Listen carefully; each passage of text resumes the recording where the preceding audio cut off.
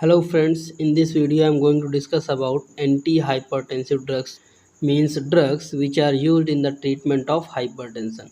तो देखिए बेसिकली हम लोग इससे पहले पढ़ रहे थे drugs used in congestive heart failure, जिसमें हमने जो है इसका इंट्रोडक्टरी पार्ट देखा और हमने मेजर फोकस किया cardiac glycoside means positive inotropic agents पर। ठीक है, अभी भी कुछ ड्रग्स हम नहीं पढ़े हैं CHF में यूज़ होने वाली, जैसे डायूरेटिक्स हो गया और एस इनहिबिटर हो गया, एंजियोटेंसिन रिसेप्टर ब्लॉकर्स हो गया, बीटा ब्लॉकर्स हो गया।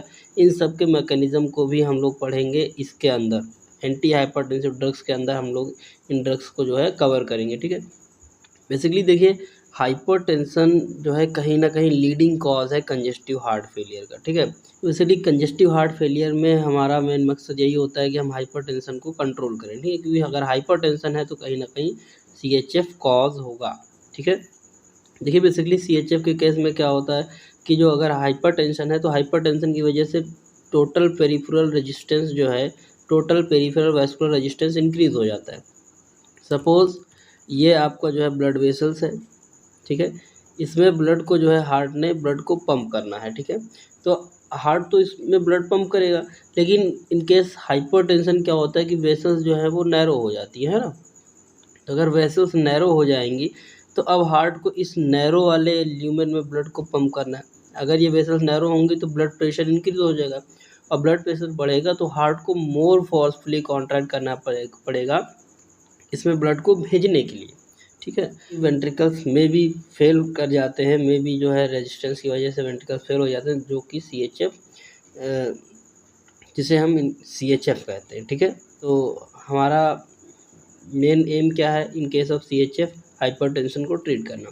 CHF में जो ड्रग्स हैं विदाउट पॉजिटिव आइनोट्रोपिक इफेक्ट वाली, वो drugs basically anti hypertensive drugs ही हैं। तो इस उन ड्रग्स का जो है मैकेनिज्म हम लोग इसी टॉपिक के अंदर एंटी हाइपरटेंसिव ड्रग्स में कवर करेंगे। ठीक है, तो फ्रेंड्स इन दिस वीडियो हम लोग बेसिकली जो है हाइपरटेंशन का कुछ इंट्रोडक्टरी पार्ट पढ़ेंगे और क्लासिफिकेशन पढ़ेंगे एंटी हाइपरटेंसिव ड्रग्स का। चलिए सबसे पहले टॉपिक को डिफाइन करते हैं, व्हाट इज़ हाइपरटेंशन। देखिए डेफिनेशन में क्या लिखा हुआ है, a persistent increase in blood pressure is known as hypertension. बहुत छोटी लाइन है लेकिन इसका मतलब काफ़ी ज़्यादा है। ठीक है, persistent increase in blood pressure का मतलब ये है कि लगातार BP का बढ़ते जाना।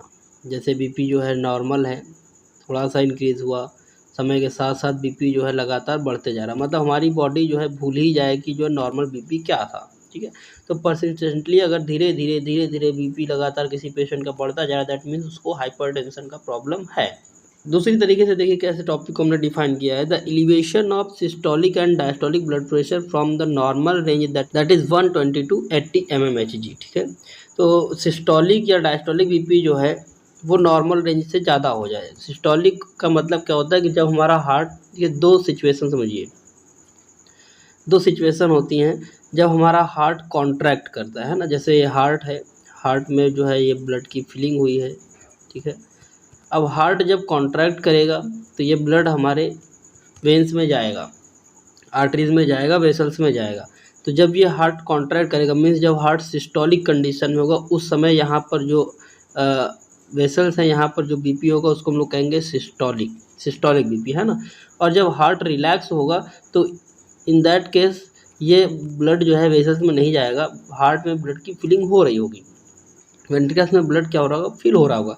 तो इस समय इन दिस सिचुएशन जब जो आर्टरी पर प्रेशर आता है उसको हम लोग क्या कहते हैं, डायस्टोलिक BP। क्लियर है, तो यही है कि जब किसी पेशेंट का सिस्टोलिक और डायस्टोलिक BP अपने normal range that is 120 to 80 mmHg, इससे अगर ज़्यादा बढ़ रहा है मीन्स एलिवेट हो रहा है, तो इसको हम लोग क्या कहेंगे, हाइपरटेंशन। ठीक है, तो देखिए हाइपरटेंशन बेसिकली दो टाइप का होता है। कौन कौन से दो टाइप का हाइपरटेंशन है, प्राइमरी हाइपरटेंशन और सेकेंडरी हाइपरटेंशन। प्राइमरी हाइपरटेंशन जिसके कॉजेज़ क्या होते हैं हमें पता नहीं होते हैं, किस फैक्टर की वजह से हाइपरटेंशन कॉज हो रहा है ना। नेक्स्ट है सेकेंडरी हाइपरटेंशन जिसके कॉजेज़ क्या हैं, नोन होते हैं। ठीक है, तो कुछ रिस्क फैक्टर्स हैं जो सेकेंडरी हाइपरटेंशन को कॉज करते हैं। इसमें देखिए फर्स्ट क्या है, एज। इसमें लिखा है risk increases with increase in age 60 years, है ना। जैसे जैसे उम्र बढ़ती है ना, उम्र बढ़ने के साथ साथ जो है हाइपरटेंशन का रिस्क इंक्रीज होता है, लेकिन ये जो रिस्क है ये फीमेल्स में रिस्क ज़्यादा होता है एज़ कम्पेयर टू मेल। ठीक है, नेक्स्ट है फैमिली हिस्ट्री। जैसे कि किसी की फैमिली में जो है काफ़ी ज़्यादा प्रॉब्लम्स हैं या जो है तनाव का माहौल रहता है ना? लड़ाई झगड़ा होता रहता है, तो ऐसे माहौल में जो है धीरे-धीरे उनके जो बच्चे होते हैं उन पर भी प्रभाव पड़ता है और उसकी वजह से कहीं न कहीं ये जो है हाइपरटेंशन को लीड करता है ना? ज़्यादा घर में अगर लड़ाई झगड़ा होना ये कहीं न कहीं हाइपरटेंशन को लीड करता है, ठीक है? नेक्स्ट है ओबेसिटी। ओबेसिटी मीन्स होता है मोटापा, यानी कि अगर मोटापा आएगा तो कहीं न कहीं ये जो है हाइपरटेंशन को डेवलप करेगा, क्योंकि ओबेसिटी में बेसिकली क्या होता है, कोलेस्ट्रॉल का लेवल हाई होता है और अगर कोलेस्ट्रॉल हाई होगा तो ये कहीं न कहीं हमारी आर्टरीज़, वेन्स में जो है डिपॉज़िट होगा, जो फर्दर एथेरोस्क्लेरोसिस कॉज़ करेगा। वेन्स या आर्टरीज़ का जो ब्लड वेसल्स का ल्यूमेन है वो कम होगा और बीपी इंक्रीज़ होगा। यानी ओबेसिटी जो है ये लीडिंग कॉज़ है हाइपरटेंशन का, और हाइपरटेंशन के बाद फिर ये फर्दर एथेरोस्क्लेरोसिस, थ्रोम्बोसिस एंड फिर जो है further heart attack, angina, different types of जो कार्डियोवैस्कुलर डिज़ीज़ है वो ओबेसिटी की वजह से ही स्टार्ट होती है, ठीक है? नेक्स्ट है टोबैको। टोबैको एंड स्मोकिंग भी जो है हाइपरटेंशन को इंक्रीज़ करने का एक रिस्क फैक्टर है, क्योंकि ये सीएनएस को स्टिमुलेट करता है, ब्लड वेसल्स को कंस्ट्रिक्ट करने का काम करता है, ठीक है? डाइट डाइट में जो है high salt oil intake and low potassium intake. देखिए डाइट आजकल का जो लाइफ़स्टाइल है वो पूरा बदल चुका है एकदम। तो हम लोग देख रहे हैं ज़्यादा फ़ास्ट फूड का यूज़ ज़्यादा होता है, जो कहीं न कहीं जो है ओबेसिटी एंड देन फिर हाइपरटेंशन, है ना? तो साल्ट मीन्स जो लोग खाने में नमक ज़्यादा यूज़ करते हैं, उनको हाइपरटेंशन की प्रॉब्लम ज़्यादा होती है। तो ये साल्ट भी जो है रिस्क फैक्टर है। नेक्स्ट है अल्कोहल। अल्कोहल भी जो है हाइपरटेंशन को लीड करता है। Next stress condition. तो आजकल स्ट्रेस की तो कोई कमी है नहीं, टाइम टाइम पर जो है स्ट्रेस लोगों को लगातार मिलता रहता है, क्योंकि तनाव का है ना? तो तनाव भी जो है कहीं न कहीं जो है हाइपरटेंशन को कॉज़ करता है। नेक्स्ट कुछ ड्रग्स हैं जो कि हाइपरटेंशन को इंक्रीज़ करती हैं, जैसे एम्फेटामिन हो गया, कोकेन हो गया एंड एनसेड्स हो गया, ठीक है? एक पॉइंट यहाँ पे मेंशन है, women with 55 years of age are more prone to hypertension than men. अभी फर्दर हमने ऊपर देखा था कि जैसे-जैसे उम्र के साथ-साथ जो है हाइपरटेंशन का रिस्क बढ़ता है, लेकिन फीमेल्स में ये रिस्क ज़्यादा होता है as compared to male. Next देखिए क्या लिखा है, क्लासिफिकेशन ऑफ हाइपरटेंशन। हाइपरटेंशन को हम लोग पहले क्लासीफाई कर रहे हैं, फिर हम लोग देखेंगे classification of anti hypertensive drugs. तो हाइपरटेंशन को देखिए कैसे क्लासीफाई किया गया है। यहाँ बेसिकली 3 स्टेज में क्लासीफाई किया गया है। पहले हमने नॉर्मल रेंज लिया है ब्लड प्रेशर का, ये सिस्टोलिक बीपी है, मीन्स जब हमारा हार्ट कॉन्ट्रैक्ट कर रहा होगा, और ये डायस्टोलिक बीपी जब हमारा हार्ट रिलैक्स होगा, है ना? तो ये नॉर्मल रेंज है। सिस्टोलिक इसमें होता है लेस देन 120 एंड डायस्टोलिक होता है लेस देन 80। ये नॉर्मल रेंज है। अगर systolic BP 120 to 139 and diastolic BP 80 to 89 होता है, दैट मीन्स प्री हाइपरटेंशन का प्रॉब्लम है। मे बी कि अगर हम यहाँ पे जो है लाइफ़स्टाइल में चेंजेस नहीं करेंगे, एक्सरसाइज़ वगैरह नहीं करेंगे, या फिर अगर यहीं पर हम इसको कंट्रोल नहीं करेंगे, तो मे बी कि जो है स्टेज फर्स्ट हाइपरटेंशन डेवलप हो सकता है, जिसमें systolic BP 140 to 159 and diastolic BP 90 to 99 होता है।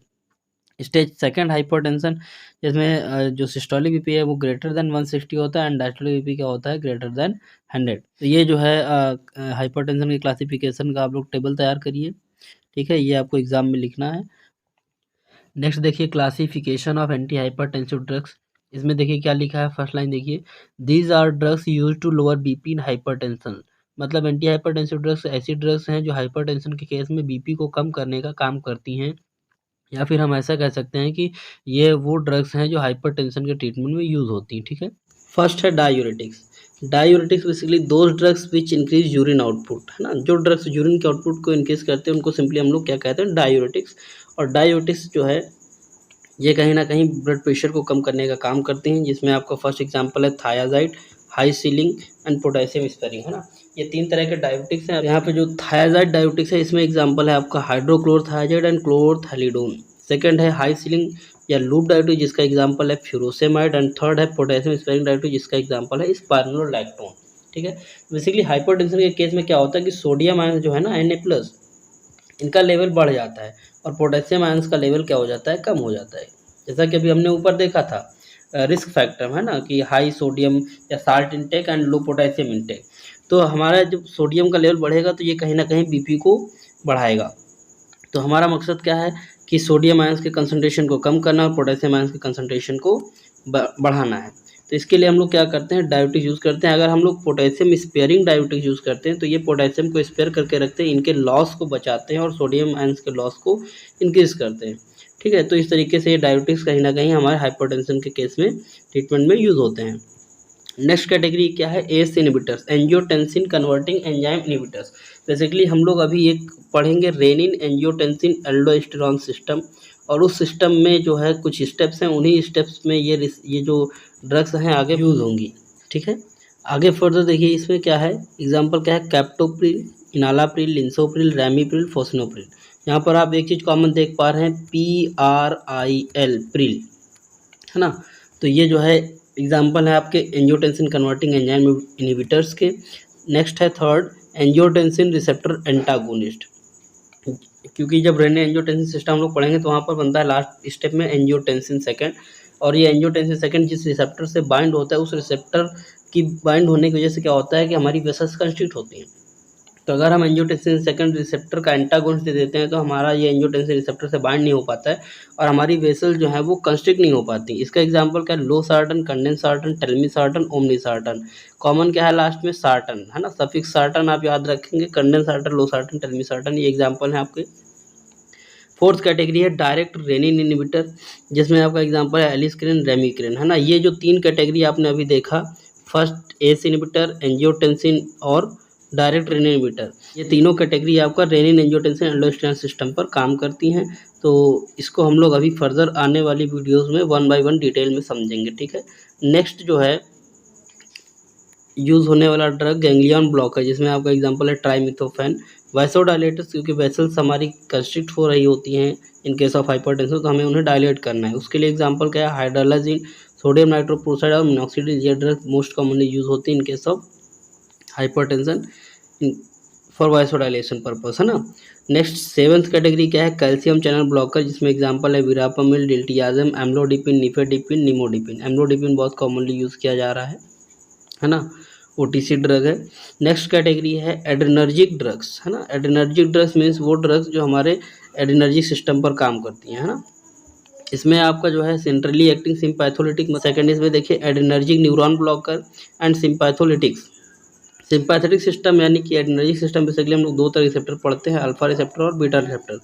तो अगर अल्फा रिसेप्टर को कोई ड्रग ब्लॉक करेगी उसको हम कहेंगे अल्फा ब्लॉकर, और अगर कोई ड्रग बीटा रिसेप्टर को ब्लॉक करेगी उसको हम लोग कहेंगे बीटा ब्लॉकर। ठीक है, तो अल्फा ब्लॉकर में देखिए बेसिकली क्या है, prazosin and terazosin most commonly use होता है, क्योंकि अल्फा रिसेप्टर से जब एड्रेनलिन बाइंड करता है तो ये वेसल्स को कंस्ट्रिक्ट करता है, लेकिन हमें क्या करना है, वेसल्स को डायलेट करना है, ब्लड प्रेशर को कम करना है। तो अल्फा ब्लॉकर में आपका जो एग्जांपल है पैराजोसिन, टेराजोसिन, ये क्या करता है, अल्फा रिसेप्टर को ब्लॉक करता है और कहीं ना कहीं ब्लड वेसल्स को डायलेट करने में हेल्प करता है। नेक्स्ट है बीटा ब्लॉकर, जिसमें प्रोप्रानालोल, एटिनोलोल और मेटोप्रोलोल है, जो बीटा रिसेप्टर को ब्लॉक करके अपना काम करते हैं। देखिए बेसिकली हार्ट में हमारे पास बीटा 1 रिसेप्टर है और हमारे किडनी के पास भी क्या है, बीटा 1 रिसेप्टर है। अगर हार्ट का बीटा 1 रिसेप्टर एक्टिवेट होता है तो ये हार्ट रेट बढ़ाता है, और किडनी का बीटा 1 रिसेप्टर एक्टिवेट होता है तो ये रेनिन का प्रोडक्शन करता है ना, जो फर्दर रास सिस्टम को एक्टिवेट करता है। तो अगर बीटा ब्लॉकर दे देंगे तो हमारा हार्ट रेट नहीं बढ़ेगा, रेनिन का प्रोडक्शन नहीं होगा, मीन्स वैसो कंस्ट्रिक्शन नहीं होगा, तो कहीं ना कहीं जो है हाइपरटेंशन की सिचुएशन में ये हेल्प करेगा। थर्ड है आपका अल्फा प्लस बीटा ब्लॉकर, जो दोनों को ब्लॉक करने का काम करते हैं, जिसमें एग्जांपल है लेविटोलोल और कार्बेडिलोल। तो ये एग्जांपल आपको याद करना ही करना है, क्योंकि एग्जांपल जो है एग्जाम के पॉइंट ऑफ व्यू से काफ़ी इंपॉर्टेंट है। कई बार एग्जाम में पूछा भी गया है कि क्लासीफाई एंटी हाइपरटेंसिव ड्रग, तो यहाँ पर आप लोग बेसिकली हाइपरटेंशन का क्लासिफिकेशन कवर करिए, और नेक्स्ट वीडियो में हम लोग 1 बाय 1 फर्दर टॉपिक्स को डिस्कस करेंगे। ठीक है, okay friends, thanks for watching.